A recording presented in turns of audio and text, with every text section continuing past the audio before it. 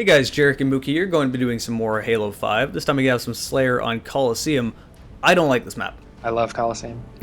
I never agree with your opinions, I hate you, and your opinions are wrong. Dude, I really like Coliseum. It is such a freaking... It's a ranged map. There are so many sightlines and so many unsafe areas to be. Like, where I am right now is a really dumb place to go, but... Honestly, that entire side of the map feels really risky. Yeah. Like, the rocket launcher side of the map is super risky. I usually stick to the sniper side of the map because it's more tight corridor-ish. Yeah, that's generally going up where the BR spawns, places like that is where I prefer to go. And let's not even talk about bottom middle. That's like the last place you want to be. I don't know what killed me. Aside from a melee somehow. Everything. There were at least 3 people right there. I don't know what didn't kill me. Yeah, I don't like this map just because of how open and how many sightlines there are. That's a very, very common complaint I have with Halo 5 maps, is that you can see from one side of the map to the other. Nowhere is safe. This guy with the rocket launcher, I danced around with this guy for the longest time. He should have killed me, and he didn't. This is... If I was him, I would be so mad. See him on the radar. Yeah. This boost, though. I was under the opinion that the rocket launcher was a little too overpowered. But... if you can boost at the perfect time, I can understand why it's so strong, because you can get away from it. But I had that opinion originally because if you are at the apex of your jump and a rocket launcher hits, or yeah, the rocket launcher itself, if a rocket hits directly below you while you're at the apex of your jump, it will still kill you. Uh-huh. It's super strong. But if you jump and boost away, oh, I missed. That was so close.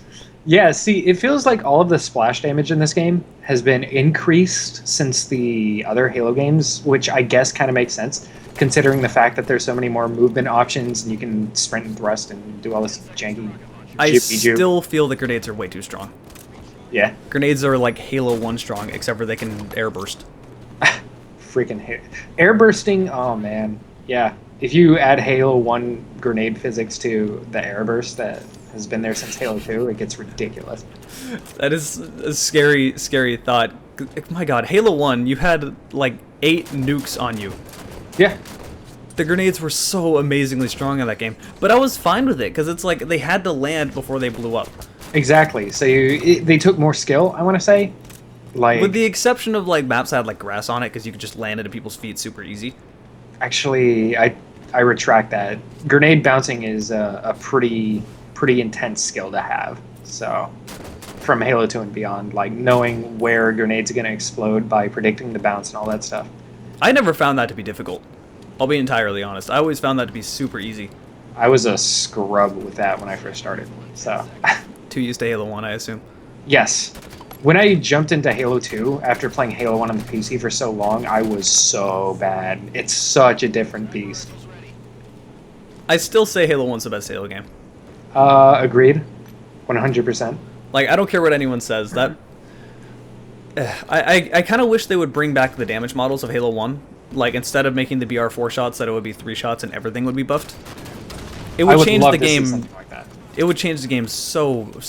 He just jumped off the cliff. Yeah, it's kind of strange how like everything's kind of shifted direction into the opposite of what Halo 1 was. Because Halo 1, slow movement speed, high damage on everything. And Halo 5, fast movement speed, and I don't want to say low damage, but lower damage on everything.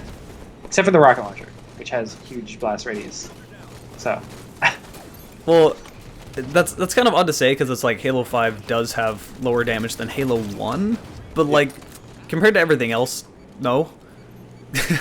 Yeah, like, true. You die so... Okay, I don't feel that you have, like, it does more damage, just that the guns shoot faster. Gotcha. That's what it feels like to me, because it feels like you die way faster in this game than the other Halo games, aside from Halo 1. So, I would say Halo 3 probably had the lowest damage model. Like, the longest... Halo 3 was definitely the slowest game out of the entire franchise. Absolutely. And I was okay with this, really. It was kind of... Okay. Sometimes headshot prioritization, however you say that, doesn't work. Yeah. My English is not the best tonight.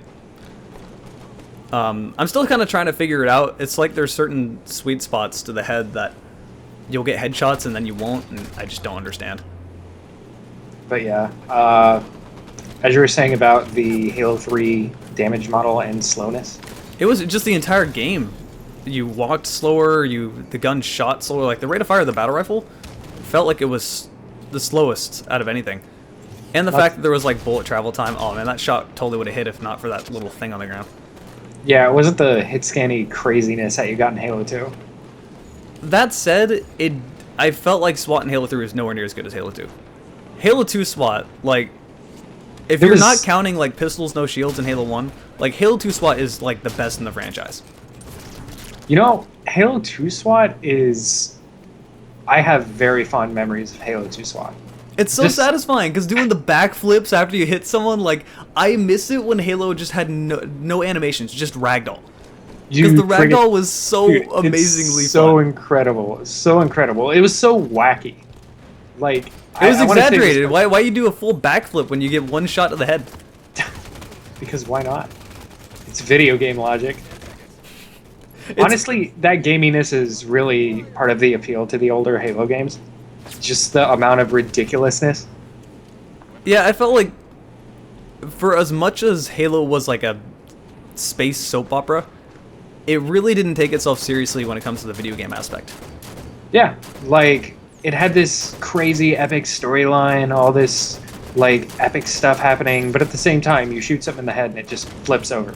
Like, okay. And yet you could still take it seriously. I don't know. That game was just... The actual engine itself was satisfying. As much as Halo 2 was buggy and unpolished and really not finished, it was funny and fun. Yes. So, I'm fine with that. This guy with the rocket launcher, no. You're not going to do that. He tried to be smart about it and go around. I mean, he had the right idea. If I wasn't paying attention, it would have worked. Good idea, poor execution. I had good execution, I just had better response. Those are the situations that makes you so mad. Like, you do the right thing, and the guy just does one better. Yeah. That prediction on his shoulder bash was really good right there, by the way. Where he shoulder bashed and you thrusted back. Like, he was actually going for my teammate, but yeah, you quickly learn to avoid shoulder bashes in this game, like, really quick. Shoulder bashes are so strong. Yeah. They're really effective, but they're also really easy to miss. I have learned that very quickly in this game. If someone is not facing their back to you and they're strafing backward, I'm not even going to try to do a shoulder bash. I will always try to do an assassination instead, because 9 times out of 10 I'm going to miss. Of course. It's super awkward. But also, yeah, you can punish shoulder bashes super hard. People haven't... Coliseum's a good map. Fuck this map.